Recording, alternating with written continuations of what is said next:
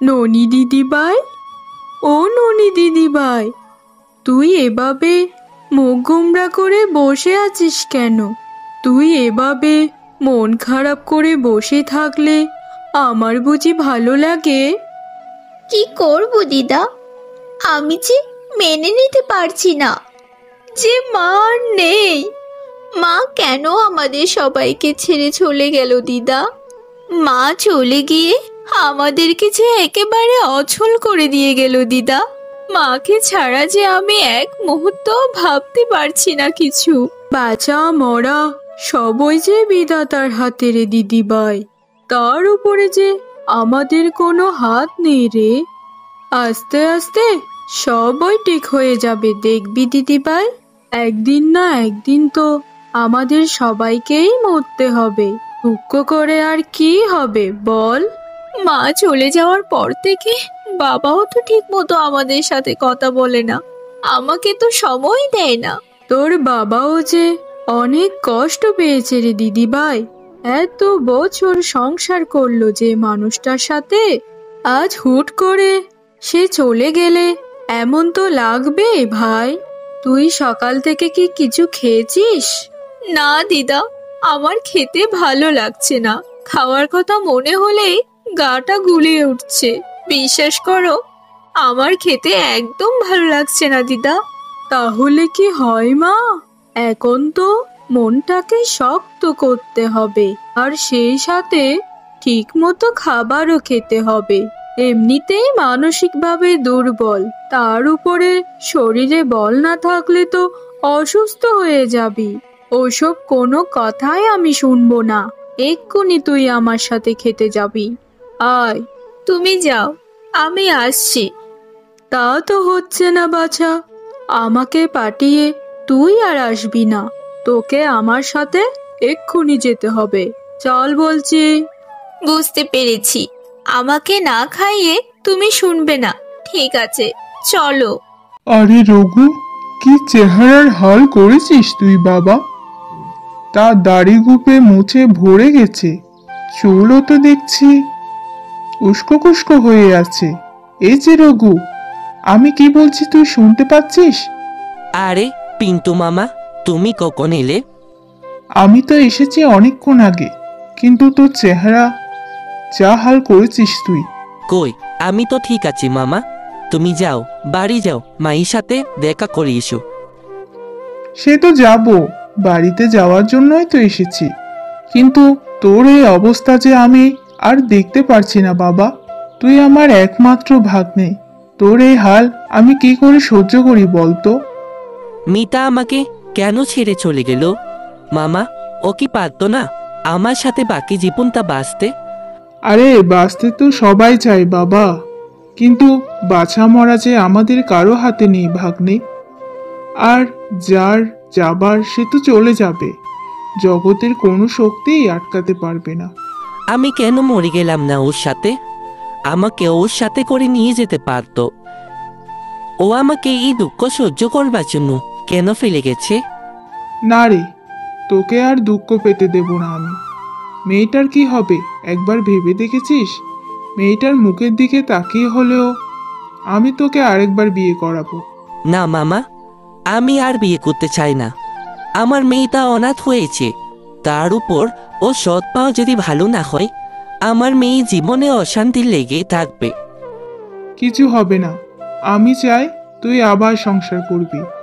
আবার তোর হাসি খুশি ভরা মুখটা আমি দেখতে চাই। সকাল থেকে কিছু খেয়েছিস নাকি না খেয়ে পাগল বেশে এখানে বসে আছিস? আমার আবার খাওয়া? তাহলে এক্ষুনি আমার সাথে বাড়িতে চল, দুটো কিছু মুখে দিবি চল। আমার তো ভালো লাগছে না মামা, তুমি যাও। আমি তোর কোনো কথা শুনবো না, তোকে আমার সাথে যেতেই হবে। তুই তো জানিস আমি একবার জেদ করলে সেটা না করে ক্লান্ত হই না।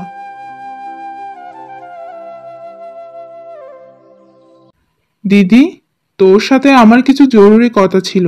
কি কথা বলবি বল রে ভাই। যেহেতু সবাই এখানে আছে তাই সবার সামনেই বলে ফেলি, আমি ভাগ্নেকে আবার বিয়ে করাতে চাই। ভাগ্নের এই হাল আমি কিছুতেই দেখতে পারছি না দুই চোখে। না না মামা, আমি আমার মিতাকে বলে অন্য কাউকে বিয়ে করতে পারবো না। দেখ বাবা, যে চলে গেছে তার জন্য তো আর অপেক্ষা করে লাভ নেই। হাজার অপেক্ষা করলেও বৌমা যে আর ফিরে আসবে না রে। তার থেকে ভালো হয় তুই আবার নতুন করে সবকিছু শুরু কর। দিদা তো ঠিকই বলেছে বাবা, তুমি আবার নতুন করে জীবন শুরু করো। আর তুমি বিয়ে করলে বাড়িতে যে আমার নতুন মা আসবে। না রে মা, সৎ মা যদি ভালো না হয় তখন তোকে দেখবি কে? আমি আছি তো ভাগ্নে।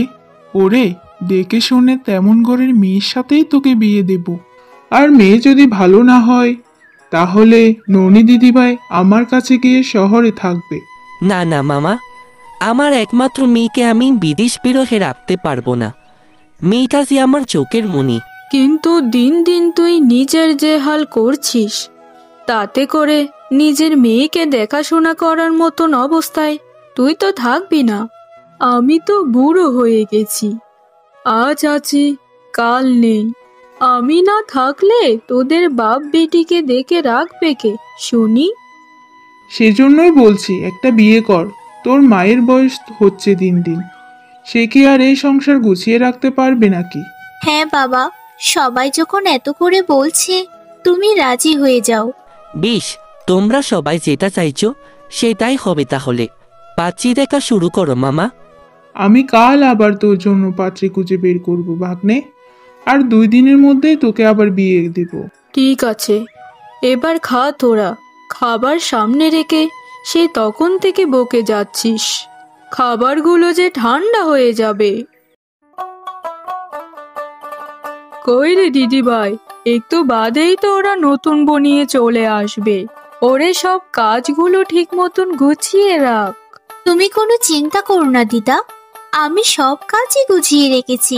এখন শুধু বরণডালাটা সাজালেই শেষ। তা কি ব্যাপার জেঠিমা, নতুন বউ আসছে অথচ আমাদের কাউকে তো কই ডাকলে না বউ বরণ করার জন্য? বউ তো এখনো এসে পৌঁছায়নি, সেজন্য তোদেরকে খবর পাঠাইনি আমি। ভেবেছি বউ এলেই ননিকে দিয়ে ডেকে পাঠাবো তোদের। তা যা হোক, এসেই যখন পড়েছিস তো দেখ তো সবকিছু ঠিকঠাক আছে কিনা। দেখো তো কাকিমা, বরণডালাটা গোছানো ঠিক আছে কিনা। সে কি রে, তোর সৎ মায়ের জন্য তুই নিজেই কিনা বরণডালা সাজিয়েছিস? যে সৎ মায়ের জন্য বরণডালা সাজাচ্ছিস, দেখিস সেই মাই না আবার তোকে ঘর থেকে বের করে দেয়। কি যা তা বলছিস লতা? আমি ঠিকই বলছি জেঠিমা, এবারে বুঝি মেয়েটার কপালটা পুড়লো। কই রে দিদি, নতুন বউ নিয়ে তো আমরা চলে এসেছি। তা নতুন বউকে বরণ করে এবার ঘরে তোল। তো দেখতে তো ঠিকঠাকই লাগছে, কিন্তু পরে কি হবে কে জানে। কই রে ননি, তোর নতুন মাকে বরণ করার কাজটা শুরু কর। মা, যা করার তাড়াতাড়ি করুন। এই গরমে আমার আর দাঁড়িয়ে থাকতে ভালো লাগছে না। ও মা, নতুন বউয়ের কি চোপা দেখো, আস্তে না আস্তে মুখ দিয়ে একেবারে খই পোটা শুরু হয়েছে। আহ, তুই থামবি লতা? বেচারি সারা দিন বিভিন্ন আচার অনুষ্ঠানের মধ্যে ছিল, তাই হয়তো বা গরম লাগছে। এখন চল, তাড়াতাড়ি বরণ করে নতুন বউকে ঘরে তোল। হ্যাঁ হ্যাঁ, তাই চলো, না হলে আবার তোমার নতুন বউ গরমে দাঁড়িয়ে থাকতে পারবে না এখানে। সে কি বৌমা, কালই তো তুমি এ বাড়িতে এলে, আর আসতে না আসতে রান্নাঘরে ঢুকেছ কেন গো? আমি রান্না বান্না না করলে কি করবি শুনি? এই বাড়িতে বউ হয়ে এসেছে যখন, তখন রান্না বান্না বাড়ির সব কাজ আমাকেই তো দেখতে হবে মা। আরে সে না হয় দেখবে ক্ষণ, কিন্তু কালই তো তুমি এই বাড়িতে এসেছো, এখনই রান্না করে কাজ করতে আসা তোমার ঠিক হয়নি মা। মা, আমার মেয়ে কোথায়? ওকে তো দেখছি না সকাল থেকে। ননি দিদিভাই তো ঘুমাচ্ছে আমার ঘরে। বেচারি কাল সারা রাত আমার সাথে গল্প করে শেষ রাতে ঘুমাতে গেছে, আমিও তাই আর ডাকিনি ওকে। এটা কেমন কথা মা?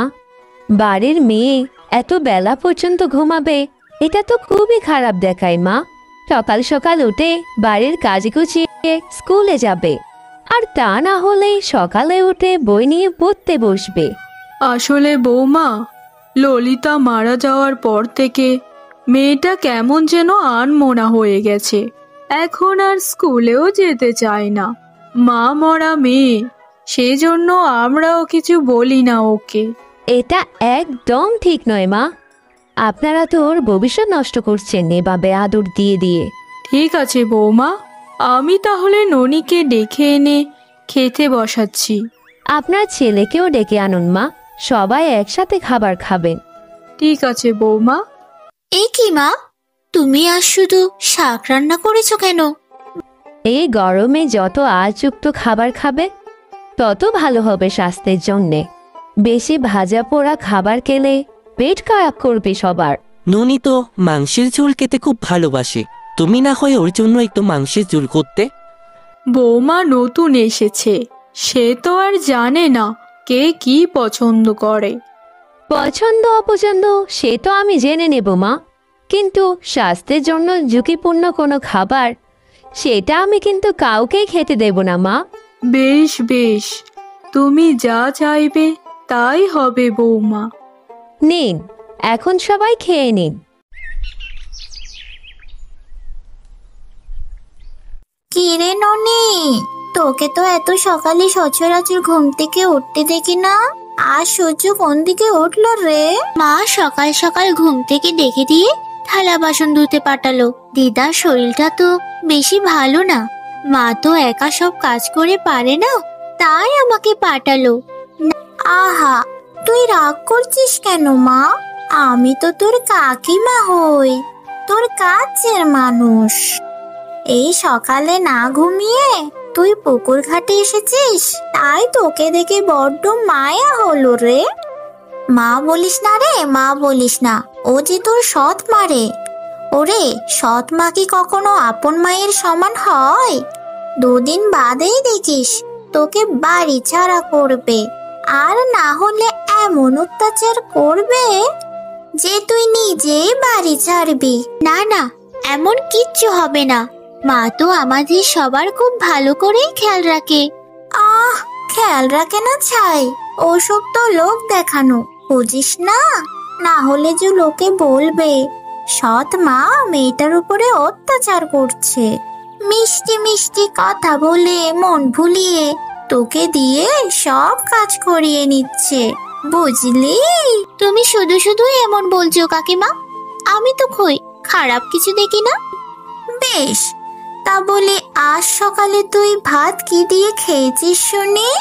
সকালে মা আলু ভর্তা আর শাক ভাজি করেছিল, এটা দিয়েই খেয়েছি সবাই। কিন্তু তুই তো আবার ওই মুরগির ঝোল ছাড়া খাস না রে। তা এটা নিশ্চয় তোর সৎ মা জানে। হ্যাঁ জানি তো, বলেছে এই গরমে তেল বা মশলাযুক্ত খাবার খেলে পেট খারাপ হবে। তা বলি তুই কি এখনো বুঝতে পারছিস না যে তোকে মুরগির ঝোল খেতে দেবে না বলেই ওই শাকগুলো রান্না করেছে? আজই তুই বাড়ি গিয়ে মুরগির ঝোল খেতে চাইবি, দেখিস তো তোকে মুরগির ঝোল করে দেয় কি না। ঠিক আছে, রাতের খাবারে আমি মুরগির ঝুলি করতে বলবো। মেয়েটা সেই কখন গেল থালা বাসন নিয়ে, কিন্তু এখনো তো ফিরে এলো না। আরে বৌমা, এত চিন্তা করো না তো, আসবে আসবে। অনেক দিন বাদে কাজ করছে আমার দিদিভাই। মা মরে যাওয়ার পরে ওকে তো সবাই মাথায় করেই রেখেছে, অনেক দিন কোনো কাজ করেনি তো, তাই হয়তো দেরি হচ্ছে। আমি তো কখনোই চাই না আমার মেয়ের খারাপ হোক। আমি তো চাই ও নিজের পায়ে দাঁড়াক, নিজের কাজ সব নিজে করতে শিখুক, কখনো যেন কারো উপর নির্ভরশীল না হতে হয় ওকে। কিন্তু বৌমা, মেয়েটা যে খুব জেদি আর একরোগা।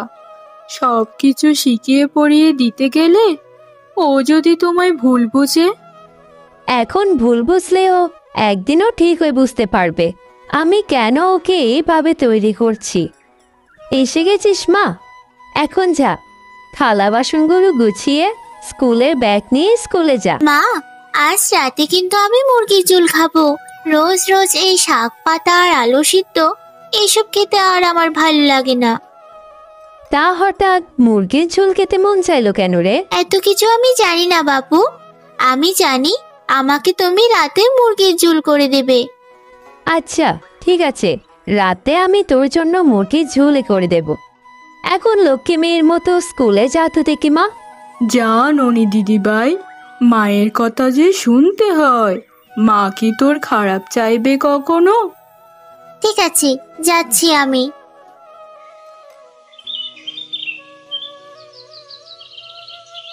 আরে গিন্নি, ও গিন্নি, তোমার রান্না হলো? আমার দিকে খিদা পেয়েছে। এই গরমে হাট থেকে বাড়ি ফিরেছ, আগে একটু বিশ্রাম করে ঠান্ডা জল খাও। এসে সঙ্গে সঙ্গে খেতে বসলে যে পেট গরম হয়ে যাবে। সারা গ্রামে গরমের প্রকোপে কত মানুষ অসুস্থ হয়ে পড়েছে। এটা তো তুমি একদম ঠিক বলেছ গিন্নি। আমি তো বাড়িতে এসে হাত মুখ ধুয়ে জল খেয়ে তারপর রান্না করে এলাম। এই গরমে আমাদেরকে খুব দেখে শুনে খাবার খেতে হবে, না হলে পেটের অসুখ হয়ে মরবে সবাই। তোমার রান্না কত দূর এগোলো গো? আমার যে বড্ড খিদে পেয়েছে। আমার রান্না তো প্রায় শেষ হয়ে গেছে গো। তুমি ননি আর মাকে বরং ডেকে নিয়ে এসো। এ কি মা, আমি তো তোমাকে সকালবেলা বারবার বলে গেলাম আমার জন্য মুরগির ঝোল করতে, আর তুমি এসব কি রান্না করেছো? কেন রে মা, তোর কথা মতো মুরগির ঝোলই তো রান্না করেছি। এখন গরমের সময় তেল মশলা দিয়ে খাবার খেলে মানুষের তো অসুখ হচ্ছে, সেজন্যই তো শাক দিয়ে মুরগির মাংস রান্না করেছি। গরমে পাতলা ঝোলের তরকারি খেলে শরীর খুব ভালো থাকে রে মা। আর তা যদি হয় শাকসবজি দিয়ে বানানো, তাহলে তো কোনো কথাই নেই। এটা তো খুব ভালো খাবার দিদিভাই। এটা খেলে পেটে অম্বল বাঁধবে না কখনো। আর তাছাড়া এই গরমে এইসব হালকা খাবার খাওয়াই ভালো। তোমাদের যদি খেতে হয় তোমরা খাওয়া এস করে, আমি খাবো না। চলে যাচ্ছি আমি এখান থেকে। দিন দিন আপনারা ওকে অন্ধ আদরা স্নেহ দিয়ে দিয়ে মেয়েটাকে একেবারে জেদি বানিয়ে ফেলেছেন। এখন দেখছেন তো ফল কি হচ্ছে। কাল আমি যেটা করব ননি মায়ের ভালোর জন্যই করব, সুতরাং কেউ আমার কাছে বাধা দেবেন না কাল। তা তুমি কি করতে চাইছো বৌমা? সেটা আগামীকালই টের পাবেন সবাই। এখন সবাই খাবার খান।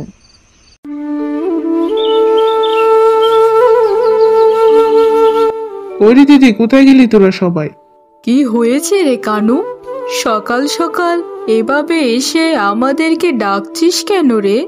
মামা, তুমি কিছু বলবে আমাদেরকে? বৌমা কোথায়? বৌমাই তো আমাকে সকাল সকাল ডেকে পাঠালো। কই, এ ব্যাপারে তো বৌমা আমাদের কিছু বলেনি। তোকে কি জন্য ডেকেছে তা কি কিছু বলেছে তোকে? আমি বলছি মা, মামাকে আমি ডেকেছি ননিবালাকে নিয়ে যাওয়ার জন্য। ননিকে আমি ডাক্তার বানাতে চাই। আমার বাবা তো বিনা চিকিৎসায় মারা গিয়েছিল। আমি চাই না আর কেউ বিনা চিকিৎসায় এই গ্রামে মারা যাক। কিন্তু আর কোনো কিন্তু নয় মা। কাল রাতেই আমি বলেছিলাম আজকে আমি যা করতে চলেছি এটাতে আপনারা কোনো বাধা দিতে পারবেন না। আমি আর এই বাড়িতে থাকবো না। যেখানে আমার চাওয়া পাওয়ার কোনো মূল্য নেই সেখানে আমি আর এক মুহূর্তও থাকবো না। কাকিমা আমাকে ঠিকই বলেছিল, সৎ মারা কখনোই আপন হয় না। আমি তোর ভালোর জন্যই সব করছি রে মা। একদিন তুই ঠিক বুঝতে পারবি, দেখিস। দাদু, তুমি আমাকে এক্ষুনি এখান থেকে নিয়ে চলো। চল মা, আমি গিয়ে তোকে এগিয়ে দিয়ে আসি। তার আর কোনো দরকার হবে না, আমি একাই যেতে পারবো দাদুর সাথে। গিন্নি, ও গিন্নি, এই সকাল সকাল কাঁথা নিয়ে বসলে যে, আমার জ্বর খাবারটা দিলে না তো এখনো? বলি বুড়ো হয়ে গেলে, তবুও তোমার স্বভাবটা গেল না একটুও। আমি সে কোন সকালে উঠেই তো জলখাবারটা বানিয়ে রেখেছি। রান্নাঘরে গিয়ে খেয়ে নাও, যাও। আমার মেয়েটা রাগ করে যাবার পর থেকে আর রান্না করে যেতে ইচ্ছে হয় না। আর মা মারা যাওয়ার পরে ওই রান্নাঘরে তো আর যেতে ইচ্ছে করে না। সবাই তো আর চিরকাল বেঁচে থাকে না গো, আমরাও একসময় মরে যাব। তুমি না হয় বারান্দায় বসো, আমি এখানে তোমার খাবার এনে নিচ্ছি। বেশ, তবে তাই দাও। বাড়িতে কেউ আছেন নাকি? তুমি কে গো মা, কাকে চাও? এই বাড়িতে মঞ্জুবালা নামে যে বিদ্যা ছিলেন, তিনি কোথায়? তোর দিদা তো কিছুদিন আগে মারা গেছে রে মা। তোকে তো কতবারই চিঠি লিখলাম, তুই তো চিঠির কোনো উত্তরই দিলি না। তুই আমার ননিমা, কত বড় হয়ে গেছিস তুই। আমাকে তুমি কি করে চিনলে মা? কারণ আমি যে তোর মা রে, মায়ের চোখ কখনো ভুল করতে পারে না। তোকে পেটে ধরে নি ঠিকই, কিন্তু তারপরও আমি যে তোর মা। তোমাদের সাথে আমার অনেক গল্প করা বাকি বাবা। আগে শাক দিয়ে মুরগির ঝোল রান্না করো মা, একসাথে খেতে খেতে সবাই মিলে আমরা গল্প করব। তুই ঘরে গিয়ে বিশ্রাম নে, আমি এক্ষুনি রান্না চড়িয়ে দিচ্ছি।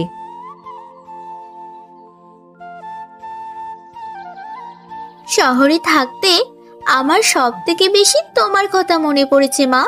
তোমার হাতের শাক দিয়ে মুরগির ঝোল খাবার জন্য ছুটে আসতে মন চাইতো। তা এতদিন বাদে আসতে মন চাইলো? ওই যে রাগ, তুমি যে আমাকে দূরে সরিয়ে দিয়েছো, আমাকে কাছে রেখে দিলেও তো পারতে, সেই কথাটা ভেবেই আর আসিনি গো। তা এখন বুঝেছিস তোর মা কেন তোকে শহরে পাঠিয়েছিল, ডাক্তারি পড়ার জন্য? হ্যাঁ বাবা, এখন আমি বুঝতে পারি মা কেন আমাকে শহরে পাঠিয়েছিল। আসলে ছেলে মেয়েদেরকে কখনো কখনো সঠিক পথ দেখানোর জন্যই দূরে পাঠাতে হয়। সেদিন আমি এই জন্যই বলেছিলাম আমার ননি ঠিক তার ভুল বুঝতে পেরে ফিরে আসবে আমার কাছে। ডাক বিভাগের একটা সমস্যার জন্য চিঠিগুলো আমার কাছে অনেক দেরিতে গিয়ে পৌঁছেছে মা। সেজন্যই তো দিদার মৃত্যু সংবাদ পেতে অনেক দেরি হয়ে গেল আমার। এই গ্রামে আর কেউ বিনা চিকিৎসায় মারা যাবে না। এখন থেকে আমি এখানেই থাকবো, আর রোজ রোজ তোমার হাতে শাক দিয়ে মুরগির ঝোল রান্না খাবো। Water is life. We should drink clean water. Water keep us healthy. Don't waste water. Boil water before drinking. Water help us stay strong. Save water for the future. Dirty water can make us sick. আরে বৌমা, এত রাত হয়ে গেছে, এখনো তুমি রাত জেগে পড়াশোনা করছো? মাছের ডিম দিয়ে ভাত খেতে চেয়েছিলে, সেগুলো তো টেবিলের উপরে রাখা আছে, এখনো খাওনি। এভাবে না খেয়ে রাত জেগে পড়াশোনা করলে তো তুমি অসুস্থ হয়ে যাবে বৌমা। নিজের শরীরের উপর আগে যত্ন নাও বৌমা, তারপর সব। মা, আপনি কোনো চিন্তা করবেন না, আমার শরীরে কোনো অসুখ হবে না। মা, আপনি তো আমার শাশুড়ি, কিন্তু এত ভালোবাসা দিচ্ছেন আমায়, মনে হচ্ছে যেন এই বাড়িতে আমি আমার মাকে পেয়েছি।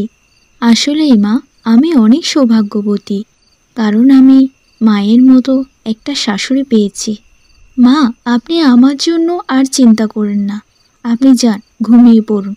আমি এই অধ্যায়টা শেষ করে খাবার খেয়ে ঘুমিয়ে পড়ব। তোমায় নিয়েই তো আমার যত চিন্তা বৌমা। আমার যে নিজের কোনো মেয়ে নেই, তোমাকে যে আমি নিজের মেয়ের থেকেও বেশি ভালোবাসি রে বৌমা। আমিও চাই রে মা, তুমি তোমার স্বপ্নগুলো পূরণ করো। আমিও এক সময় নিজেকে নিয়ে খুব স্বপ্ন দেখতাম, কিন্তু হঠাৎ করে বিয়ে হয়ে যাওয়ার পর আমার শাশুড়ি মা আমাকে কোনো স্বপ্ন পূরণ করতেই দেয়নি। সেদিন থেকে আমি শপথ করেছি, আমার ঘরে যে বৌমা হয়ে আসবে তার সমস্ত স্বপ্ন পূরণ আমি করব। এটা কি আর বলা লাগে মা? আপনি আপনার নিজের মেয়ের মতো আমার যেভাবে খেয়াল রাখছেন, আমার স্বপ্নের সামনে কেউ আর আমাকে বাধা দিতে পারবে না। আমি আমার স্বপ্ন পূরণ করার আগ পর্যন্ত লড়েই যাব মা। মা, যেটা আপনার দ্বারা হয়নি সেটা আমি আপনাকে করেই দেখাবো। আপনার স্বপ্ন আমি পূরণ করেই দেখাবো মা। মা, আপনি আর এখানে দাঁড়িয়ে থাকবেন না, যান ঘুমিয়ে পড়ুন, না হলে যে আপনার শরীর খারাপ হয়ে যাবে। ঠিক আছে বৌমা, আমি এখন ঘুমাতে গেলাম। আর শোনো, তোমার যখন যা প্রয়োজন হয় আমাকে বলো। আমি যে তোমার শাশুড়ি মা নই, আমি তোমার নিজের মা।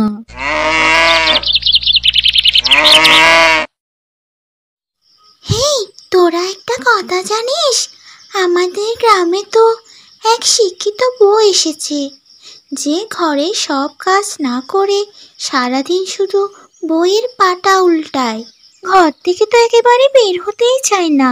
যেখানে পুরো গ্রামের বউরা থালা বাসন মাজে, পুকুর থেকে এসে পানি নিয়ে যায়, আর সে ঘরের মধ্যে বসে বসে শুধুই বই পড়ে। ঢং থেকে বাঁচি না, মনে হয় কি যেন কি বিদ্যাসাগর হয়ে যাচ্ছে। তুই কার বউয়ের কথা বলছিস রে? আমি তো কিছুই বুঝতে পারছি না। কিছুদিন বাপের বাড়ি ছিলাম, তার মধ্যে এত কিছু হয়ে গেল। আমাকে সবটা খুলে বলতো। কি এমন ঘটনা? কে আবার পড়ে পড়ে বিদ্যাসাগর হয়ে যাচ্ছে?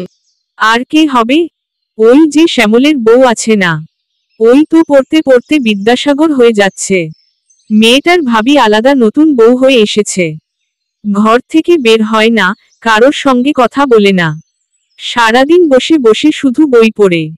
যদি ওই শ্যামল বেটাকে একবার সামনে পাই, এমন অপমান করব, জীবনে আর আমাদের সামনে মুখ দেখাবে না। নিজে হচ্ছে কৃষক, আর বউ এনেছে উচ্চশিক্ষিত। তাই নাকি রে? আমাকে ছাড়া এত কিছু হয়ে গেল? তাহলে তো ওদের বাড়িতে একবার যেতে হচ্ছে। এই শোন রে, বিকালে সবাই আসিস, ওদের বাড়িতে গিয়ে কিছু কথা শুনিয়ে আসবো। বউ থাকবে বউয়ের মতো, এত পড়াশোনা করে কি লাভ? আর তাছাড়া ও পড়াশোনা করে কি হবে সেটা তো আমরা জানি। তোরা শুধু দেখতে থাক আমি কিভাবে ওই বউয়ের সংসারে আগুন লাগাই। সেটা তুই কোনোদিনও পারবি না। ওই রাজুর মা তার বৌমাকে এত সমর্থন করে যে, বৌমা ছাড়া তো ওই রাজুর মা কিছুই বোঝে না। সারাদিন মানুষের বাড়িতে বলে বলে বেড়ায় যে আমার বৌমা পড়াশোনা করতে চায়, আমার বৌমা এ হতে চায় সে হতে চায়। সে তো এটাও বলে যে আমার বৌমা যদি পড়াশোনা করে কিছু হতে পারে তাহলে সবচাইতে বেশি খুশি আমিই হব। তাই বলছি, এখানে চাইলেও তুই কিছু করতে পারবি না। সংসারে আগুন লাগাতে পারি আর না পারি, ওদেরকে তো কিছু কটুকথা শুনিয়ে আসতে পারবো, এতেই আমার শান্তি। শোন, বিকালে তোরা আবার এখানে আসিস। ওই শ্যামলের বাড়িতে আমরা 3 জন মিলেই যাব। ঠিক আছে রে, ঠিক আছে। তাহলে আমরা এখন যাই। ঘরে গিয়ে সংসারে সব কাজ করতে হবে, ঘর মুছতে হবে, ভাত রান্না করতে হবে। তোর তো কোনো কাজই নেই, সব কাজ তো তোর শাশুড়ি মাই করে। তোর মতো ভাগ্যবতী মেয়ে আর একটিও নেই।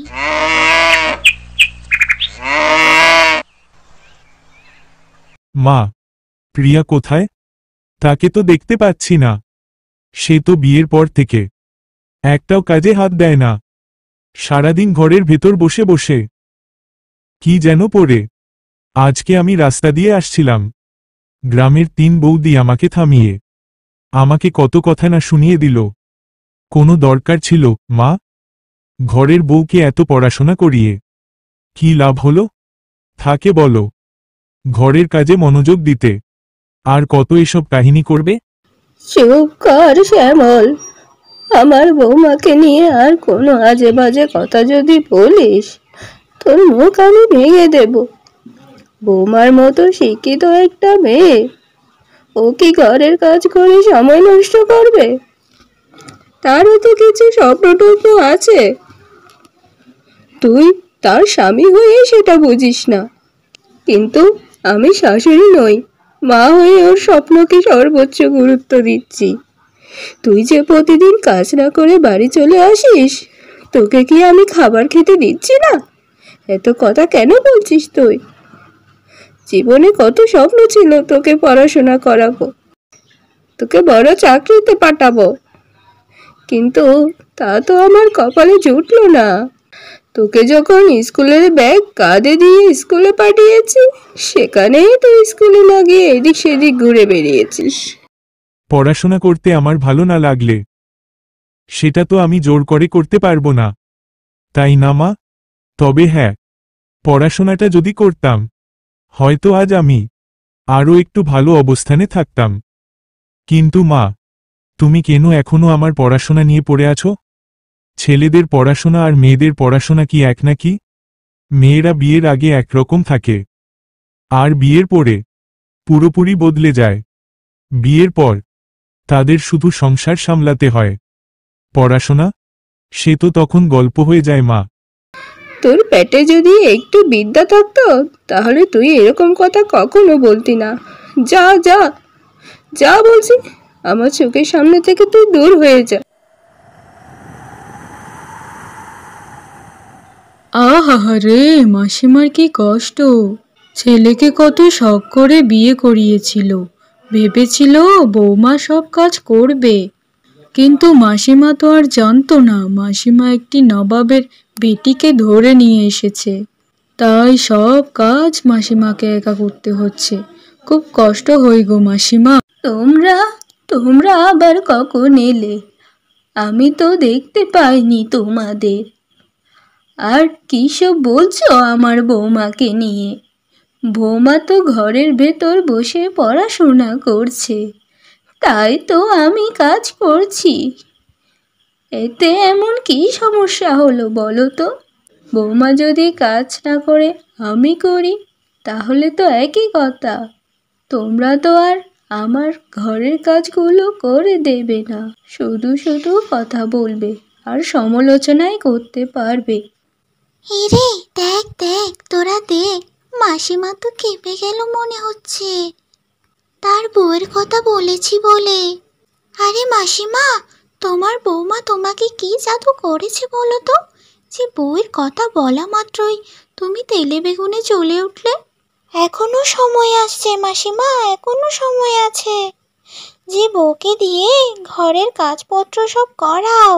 ঘরের বউদের এত পড়াশোনা করে লাভ নেই, শুধু শুধুই বেকার সময় নষ্ট।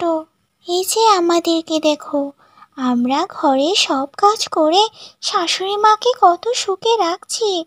আর মাসিমা, তোমারও তো বয়স হয়েছে, তোমার কি এই বয়সে এত কাজ করা মানায়? আমার এত সুখটুকের দরকার নেই বাপু। তা শুনি, তোমরা এসেছো কিসের জন্য? এমন করে কথা শোনাতে এসেছো কেন? মানুষের নিন্দে না করলে তোমাদের পেটে কি ভাত হজম হয় না নাকি? আমি আমার বৌমাকে পড়াবো নাকি ঘরের কাজ করাবো সেটা আমার একান্ত ব্যাপার। এই নিয়ে তোমাদের কিছু বলার নেই। এই নিয়ে তোমাদের বলার কিছুই নেই। শোন রে তোরা, মাসিমা তো খেপে গেছে দেখা যাচ্ছে। চল চল, ঘরে গিয়ে দেখি তার শিক্ষিত বৌমা কি করছে। ওখানে গিয়ে দুটো কথা শুনিয়ে আসবো, তাহলেই মনে শান্তি আসবে। দেখ রে তোরা দেখ, মাসিমার বউয়ের কি অবস্থা দেখ, মেঝের মধ্যে বসে বসে কি পড়াশোনায় না করছে, মনে হচ্ছে যেন কোনো বড় এক পণ্ডিত। হা হা হা। আরে দিদিরা, আপনারা যে, বসুন বসুন। তা কখন এলেন আপনারা? আরে দিদিরা বসুন না, আপনাদের সাথে বসে বসে কথা বলি। দাঁড়ান, আমি আপনাদের জন্য চা বানিয়ে আনছি এখনই। আমরা এখানে চা খেতে আসিনি ভাই, তোমার ওই শিক্ষিত রূপটা দেখতে এসেছি। বাবারে বাবা, যা ভাবতাম তার থেকেও বেশি শিক্ষিত তুমি। এত পড়াশোনা করে কি হবে শুনি? চাঁদে যাবে নাকি? আমরা তো পড়াশোনা করি না, সংসার সামলাই, সময় নষ্ট করি না। দিদি, আমি যে পড়াশোনাটা করছি তা শুধু জ্ঞান অর্জনের জন্য নয়, আমি ভবিষ্যতে মানুষের জন্য কিছু করতে চাই। আর সামনে আমার একটা বড় পরীক্ষা আছে, সেটাতে যদি উত্তীর্ণ হতে পারি তাহলে সামনে কিছু একটা করতে পারবো। দিদিরা, আপনারা সবাই আমার জন্য একটু প্রার্থনা করবেন, আমি যেন সফলভাবে উত্তীর্ণ হতে পারি। প্রার্থনা তো করবই, সেটা আবার বলে দেওয়া লাগবে? তবে পড়াশোনা করলে পড়াশোনা করার মতো করেই করবে, না হলে তো এই সমাজে তোমার শাশুড়ির মান সম্মান থাকবে না। মা দেখুন না, দেখুন, আপনার স্বপ্নকে আমি সত্যি করতে পেরেছি মা। আমি যে আজ বড় একটা সরকারি চাকরি পেয়েছি, আমার এই সফলতার পিছনে আপনিই একমাত্র অংশীদার মা। আপনিই আমার জন্য সবটা করেছেন। মা, মা গো, তুমি যে আমার শাশুড়ি মা নও, তুমি আমার মা, তুমি আমার নিজের মা। আজ আমার বুকটা গর্বে ফুলে যাচ্ছে রে মা। আমি যেটা কোনোদিন করতে পারিনি সেটা তুই করে দেখিয়েছিস। আজ আমি এক গর্বিত সন্তানের, না না, গর্বিত মেয়ের গর্বিত মা রে আমি। কে কোথায় আছিস? ওরে কেউ দেখে যা, আমার মেয়ে আজ বড় ডাক্তার হয়েছে। আমাকে তুমি ক্ষমা করে দিও গিন্নি। তোমার এরকম প্রতিভা, মেধাকে আমি কখনোই মূল্য দিইনি। আমি সব সময় ভেবেছি ঘরের বউকে এত পড়িয়ে কি হবে। ভাবতাম তারা তো আর বড় কিছু হতে পারবে না কোনোদিন। কিন্তু তুমি হয়ে দেখিয়েছ গিন্নি। তুমি আসলেই অনেক মেধাবী। আমাদের সমাজে এই একটাই সমস্যা যে বিয়ের পর মেয়েদেরকে পড়াশোনা করতে দেয় না, কিন্তু মানুষ এটা কোনো মতে মেনে নিতেই পারে না যে বিয়ে করলে মেয়েদের জীবন শেষ হয়ে যায় না, মেয়েরা পড়াশোনা করে বড় কিছু একটা করে দেখাতে পারে। হ্যাঁ রে মা, তোকে দেখেই এই সমাজের কত মেয়ে নিজের পায়ে দাঁড়াতে সাহস পাবে। এখন চল মা, আজ তোর প্রিয় মাছটা রান্না করেছি। চল আগে একটু খেয়ে নে, তারপর একটু জিরিয়ে নিস। তোরা দেখেছিস শ্যামলের বউ তো অনেক বড় ডাক্তার হয়ে গেছে। আমরা সবসময় ওকে কত কথা শুনিয়েছি, কিন্তু সে তো শেষমেশ সফল হয়েই দেখালো। তার এই সফলতা তো আমি কোনো মতেই মেনে নিতে পারছি না। কি করা যায় বলতো? তবে আমি এটা বিশ্বাস করি, সবেই তো মাত্র ডাক্তার হয়েছে, আর কিছুদিন যাক, দেখবি কোনো কাজই করতে পারবে না। হা হা। আর মাত্র কয়েকদিন অপেক্ষা কর। ও তো প্রথম ডাক্তার হয়েছে, জীবনে কি করতে পারবে বুঝে ফেলেছি। দেখিসনি কত ডাক্তার রাস্তায় পড়ে থাকে, দাম নেই ওদের। এসব ডাক্তারের কোনো দরকার নেই। তুমি আমাদের ক্ষমা করে দিও বোন। আমরা শুধু ভুল বুঝেছি তোমাকে নিয়ে। তুমি ডাক্তার, গরিব মানুষের সেবা করছো। আমরা অনেক ভুল করেছিলাম বোন। আরে না না দিদিরা, আপনাদেরকে আমার কাছে কোনো ক্ষমা চাইতে হবে না। আপনাদের কোনো কথায় আমি তো কোনো দিন কষ্টই পাইনি। তাছাড়া একটা কথা, আপনারা যদি আমাকে কিছু না বলতেন তাহলে হয়তো আমি এত দূর আসতেই পারতাম না।